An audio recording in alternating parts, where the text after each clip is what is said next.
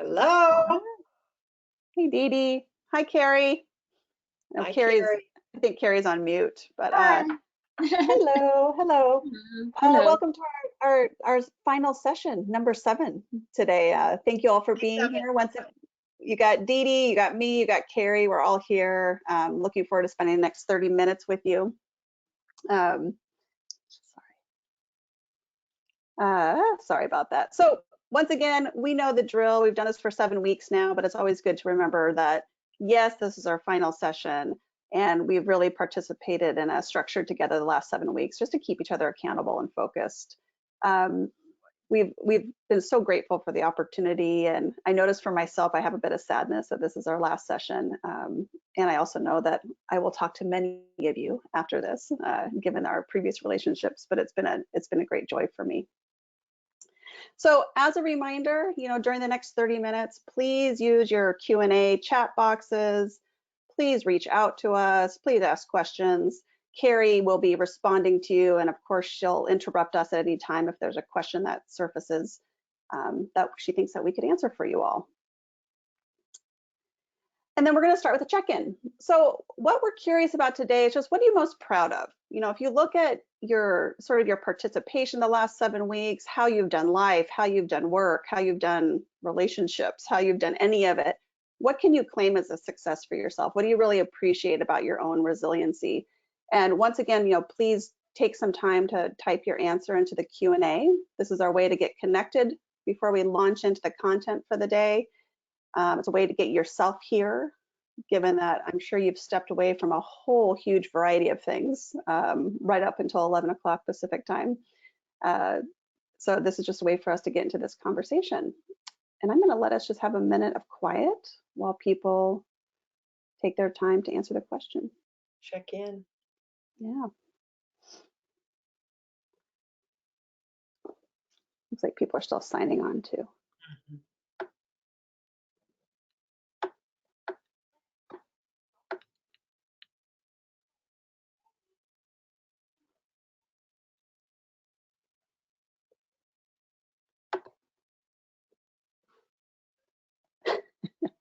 I like seeing the answers coming in. I'm still standing. That would be, there you go. That's great. Great meditation. Dee Dee, you want to share, since you're tracking, you want to share what you're seeing over there? Yeah. Returning to the practice of top of the day meditation, keeping focus on what we want to be, what we want to be after this crisis, which addresses the urgent things too. Finding balance at home between work and family. I appreciate my increasing clarity and sense of calm with myself and my grandchildren. We're all in a better place due in large part to my practicing things you suggested. I chose to change my mindset from ugh to where's the opportunity. That one's perfect for today, by the way. It is. Attitude is everything. That's great. Good. That's wonderful. Thank you, everybody. Calm, and people are doing great. Yeah, really, really great work. It's no easy feat right now. I know for myself, it's been a wild ride the last couple of weeks. I've been all over the world and back, it feels like, from just wanting to run away and then proud of myself for staying. And so one thing I've been present to is just the varying places that people are at any given moment throughout the entire day. And so I think, as we continue to move through this massive transition, it's an important thing to keep in mind that in some ways you don't know what you're going to get whenever you step into a conversation, and just to make a lot of room for that during the next many months to come. Great, thanks. So today, slide deck. So as a reminder, this is our 7th session today. We've provided a lot of tools and a lot of ways of relating and engaging to the situation we're in, and how to really, I'd say, work with teams and work with one another through this time. So in each of these sessions, and as a reminder, they're on our YouTube channel, so go back at any time and look at them and refresh your memory of what the content was. But you did end up with one solid tool to use out of each of these sessions. So, really by the end of the day, you're gonna have 7, I'd say, tools at your grasp to use at any given time. So today we're going to talk a bit about this idea of really transitions and how do we hold the tension that can surface during a transition, and really looking at what is there to do when we maybe don't know what the future looks like and we don't know what's next for us. So as a start, I want to talk just a bit about this idea of transition. So what we know is that often we talk a lot about change, and we often talk about change management, and we're in a phase of change. And what we have learned over the years is what's more true in some ways is that when we talk about change, really what we're talking about is this idea of transition. And the transition is the space in between something ending and something beginning. And if you think about it, change is something that happens very fast. In many ways, the coronavirus, COVID-19, that was a fast change. It came in, it was here, and then we were left with the transition period, which is what we've been in for many, many months now, which is adjusting and adapting and figuring it out and learning about it and how do we work in new ways. Being told you're working from home was a fast change. It happened like that. The transition is everything that came afterwards. So for today, we want to look at transition, not so much change. The change happened. The transition is what we have to, as leaders and as employees and as partners, really learn how to navigate together. So Dee Dee's going to set up this idea of, transition and these three phases of transition, and then we're going to talk a bit about our work as leaders in that space and how to navigate that together. Great. Right. So the model that the way that we have thought about this for a long time is based on the work of William Bridges, and his book is called Transitions, and it is really a wonderful book to read. So I'm going to explain it here. There's 3 stages in transition that we all go through, and counterintuitively, we begin every transition with an ending and letting go. So with every transition, no matter how welcome or wanted or unwanted, there is some kind of loss. So if you find out that you're pregnant and you're going to have a baby, the ending is your life as a person who didn't have a child. If you get engaged to be married, as Carrie recently did, what ends is her life as a person without a spouse or a partner, a married partner. So every transition begins with an ending, and naming that ending and marking it is often important work that will move you into the second stage, which is called the neutral zone. And we think about this as the time in between. It's Linus when his blanket is in the dryer. It's the time between something having ended and a new beginning. And we often feel very lost in this time. And that's, I hear over and over and over, sort of the foggy zone, we're a little bit lost. And so, as Shannon pointed to a minute ago, we are in the neutral zone as it regards a new way of working. No one knows what the new beginning will look like. We have some ideas of when we might go back to work, or maybe not work from home full time, but we don't know what the world will look like. So the third zone is the new beginning, and that's when we've articulated and moved all the way through the neutral zone, and the new beginning is waiting there for us to enter it fully. So those are the 3 stages. Great. My slide deck's being funny today. Okay, there we go. So Dee, do you want to talk a bit about why we're going to focus mostly on the neutral zone today? The neutral zone is the thing that no one likes, or very few people like. We actually mostly like new beginnings. We're better with new beginnings than we are with endings or the neutral so zone. True. So the neutral zone is this time in between that can be deeply uncomfortable, in part because there is no certainty. And we like certainty. I've been reading a lot of articles about how much our brains like certainty. We want to know. And in the neutral zone, you don't know. You don't know how it's going to turn out. You don't know what's going to happen next. And so back to our very first session on being a port in the storm, having practices for grounding yourself, calming yourself, becoming more mindful, those are useful in the neutral zone. But this is an uncomfortable place to be. And as Shannon's going to point to in just a minute, we may have a wide range of responses to it. So Yeah. talk about that. And then for those who have heard people say, I don't like change or I don't like disruption, what's more true we've learned is that they don't like the neutral zone. Right. So like Dee Dee said, the new beginning is often quite great. That's not the problem. It's this that's really, really a challenge for folks. I think William Bridges calls it the wilderness. It is just like this photo. It is foggy. You can see what's behind you. You have no clear idea what's in front of you. And so this is where we're going to focus our attention today, is really getting us through this phase. Yep. So in reflecting on this content today, what became clear to us is that what we were looking at is how do we keep moving forward when the future is like fog, when we think it looks one way and the next week it changes. And we really landed on that our work right now is to be in that neutral zone, to be in that wilderness, and to pay close attention to how we're showing up and how we're behaving in that space, and really looking at what's the opportunity for us in that space. So we're going to provide you two different ways of engaging with the neutral zone. So one is from survival, which, as you can imagine, is like, just, dear God, let's just hope I make it through this horrible situation, which at some point every day I do have that thought as I'm trying to homeschool and work and like, just get me out of this with all my faculties intact. That's one way.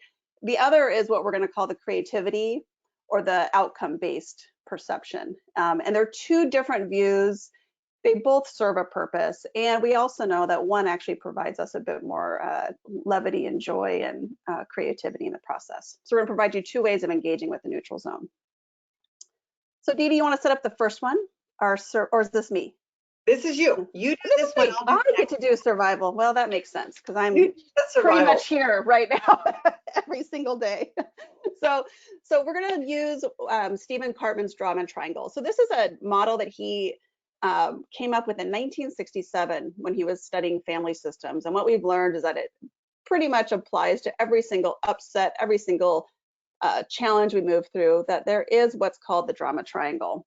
And when we're in the drama triangle, as we move through this neutral zone, the wilderness, the fog, when we're in survival, when we're relating to it like it's a problem and that there's something wrong, there's three ways that we have access to sort of engaging. So the first is as a victim. And that's basically, this thing happened to me. I have no say about this. I'm at the effect of all the circumstances and everybody around me. I've lost all control. I don't know what to do with myself, and I'm now trapped. That's the victim. I'm super clear that I've been there a lot this last few months. The second role that sometimes we can take on is we can be persecutors. And that's when we start blaming other people for the situation. We start pointing out who's wrong. We start naming all the people that are doing it wrong. We start just pointing and judging and having all sorts of self-righteous behavior. I've done that too. Once again, in survival, as a way of reacting to, like, we don't know how to do this. I don't know where I'm going and what I'm doing. And under fear, we can become a victim, or we can become a persecutor, or we can also move into rescuer, which is all of a sudden, our job is now to help everybody else and to rescue all those poor souls out there and to make sure they're well taken care of, often at the expense of our own well-being. We go onto hyperdrive. We start, tending to like everyone else, and really out of fear that people aren't going to be okay out of this. So when we're in the neutral zone and we're engaging from this perception, from either being a victim or a persecutor or a rescuer, the behaviors can look a certain way. So in your chat box, if you could just take a couple minutes right now, and this is kind of similar to stress-based reactions that we talked about a couple sessions ago, but what do you know that when you're orienting yourself to problems or to survival while you've been in this wilderness, what are the behaviors that surface for you? So in the neutral zone, when we're coming from this place, what we know is that people are just surviving. So they're doing basically the bare minimum they can just to get through it. There's lots of assumptions that get made because the mind, as Dee Dee said, wants certainty. So all of a sudden the mind starts making assumptions and attaching meaning to all sorts of things without really fact checking it. We also see a need to rush through the neutral zone. And you may hear it like language like, I just want to get back to normal. I just want this to be over with. that it's so uncomfortable that we just want to move through it as fast as possible. And as we know, running through the wilderness doesn't necessarily get us there faster. Sometimes we can get lost along the way. Productivity can slow down because we're in protective mode.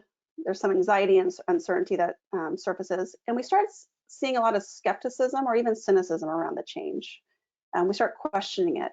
I've seen a lot of that in the news. Like, is this really a big deal? And where are we at with all of it?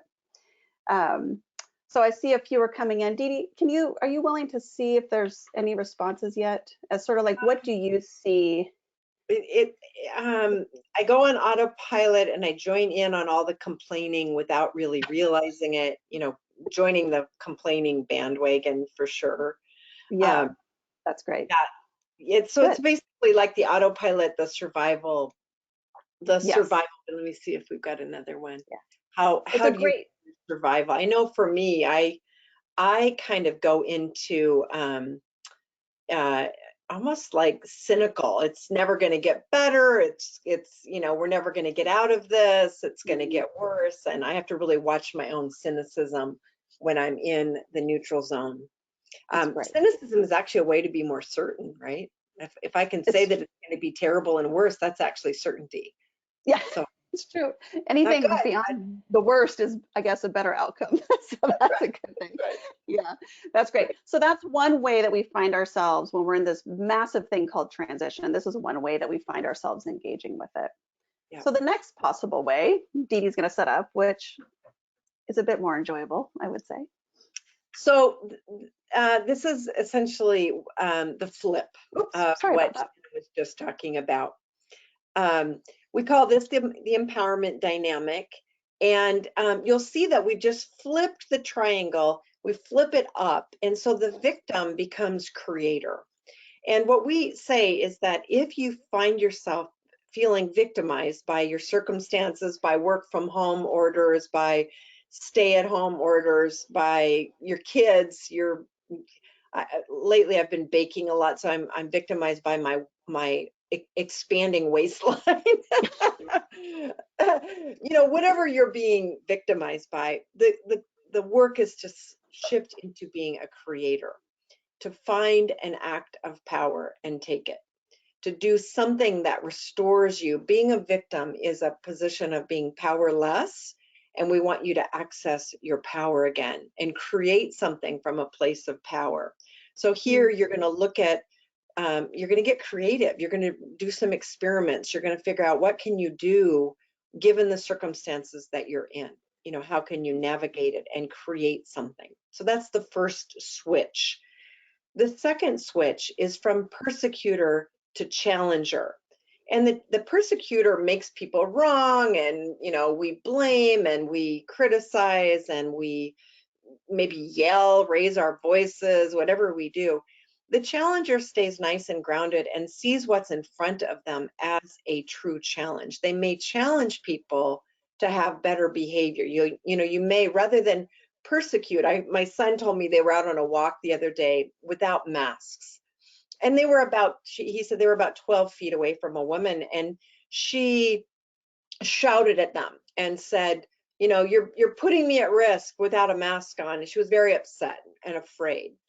That's the persecutor. The challenger would be to say something like, we're all in this together, and I would sure appreciate it if you would wear a mask to protect all of us. It really would make my life easier. So the challenger has a more productive way of engaging than the persecutor does. And then the final switch is from rescuer to coach. And the rescuer is all about, here, let me do it for you. Let me fix it. Let me make it better. The coach says, I know you can do this, and I'm going to challenge you to find a new way through. I'm not going to do it for you, but I am going to coach you so that you have a different outcome. The coach is coaching the victim, so to speak. So you're really calling forth the creator in people who seem like they are being victims. You don't buy into the idea that they actually are victims. You see them as creators and call that forth. So that's the switch. And I will add, this experience of transition that we've been in really since probably February. March 4th, I think, is when it Yeah, first. it's going to keep going. So even if we kind of go back to work, that's all going to be new again. So, you know, your job, as Dee Dee said, as a creator is going to be called on over and over and over again. That in some ways, probably every day for a while, you're going to have to keep looking at what do we do now with what we know, and what's our next creative act to create workability, and you know what's going to work for our team. So this is the invitation really for all of you. Yeah. Great. So behaviors. Here we go. So what's possible when we're on this triangle? You know, what's possible, look, the neutral zone is here whether you like it or not. And you didn't have a say about this. You didn't have a say about the changes that were implemented. You won't have a say about when some of these restrictions are lifted. We'll be, you know, we all kind of hang on our state and national leaders to tell us what's next. So we encourage you while you're in this place of the neutral zone to be creative and to keep exploring some assumptions, keep letting go of the old, find out what is ready to end and step into a new beginning. And the more curiosity you can bring, the more experimental thinking you can bring, the more optimism you can bring. Look, the neutral zone is, we don't have a way of knowing how long it'll be here. Why don't you make it great? Just that's the challenge. Make it great if you can. Be willing to explore new ideas. Stay off the triangle. Try not to be a persecutor, a victim, or a rescuer.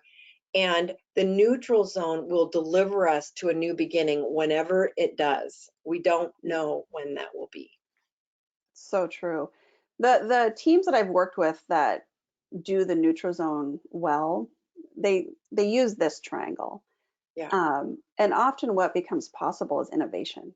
That there's Yeah. something new that they couldn't even have imagined in their wildest dreams, if they had clung on to the old, and if they had kept kind of looking at blame and rescuing. Yeah. And that is what's available.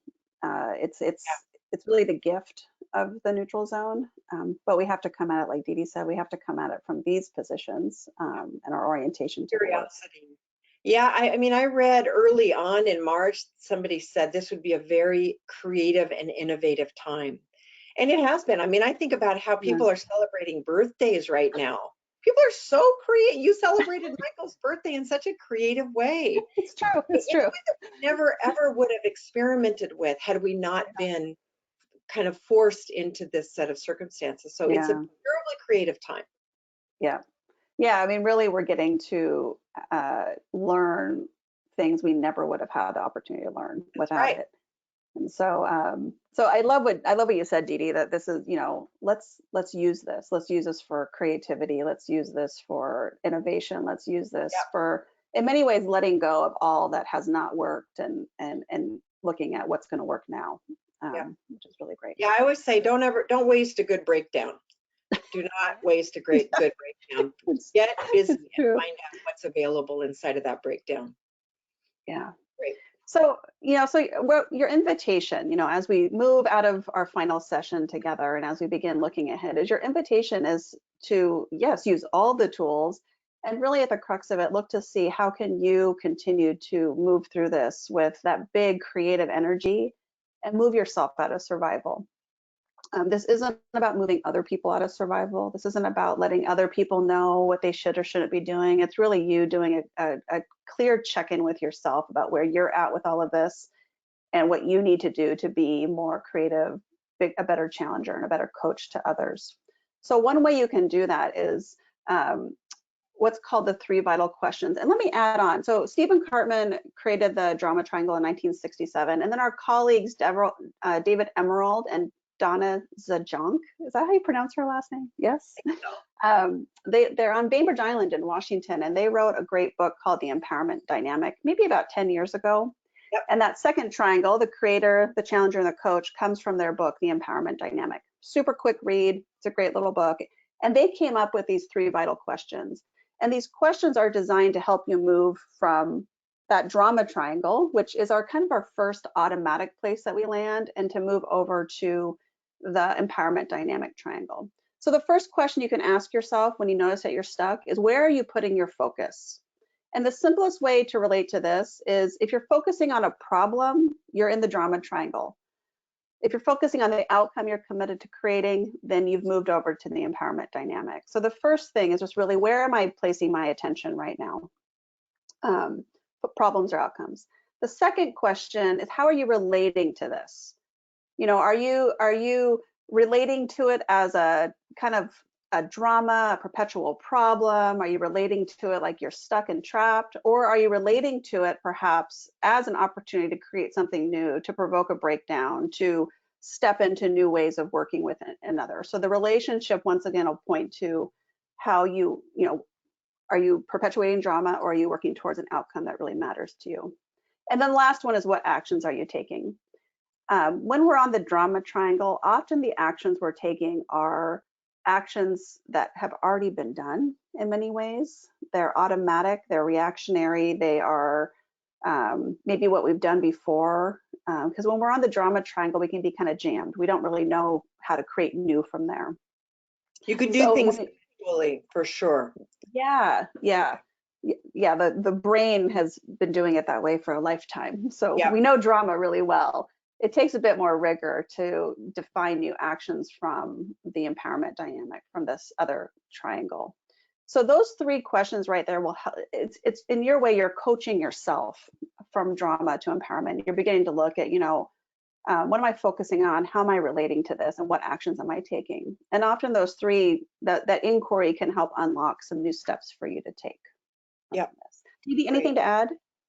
Well, I was just going to say, just in a very I'll just share, walk myself through this real quick. So my husband has been very specific about, we wear a mask and we go out and we wear gloves, and there's a whole protocol. And I have been relating to that like it's a problem, that you know, something that I kind of feel sort of constrained by. So if I put myself right onto the drama triangle as a victim, how I've been relating to it is like he's bossing me around and telling me what I have to do. And I'm a grown woman, and nobody's going to boss me around and tell me what to do. So again, I'm back on the drama triangle. What actions am I taking? Well, then I complain to my friends, and I, you know, go to my, I whine and moan and complain. If I shift my focus to an outcome, he wants for both of us to be safe and well, and to have no one in our family end up with the virus. That's beautiful. Now I'm in creator mode. I'm in the other side of the triangle. Now I can be in partnership with him and say, how can I help? How can I also serve an outcome that I care about? So I just wanted to give a human example of this, because we might be in our family. We're living very close quarters these days.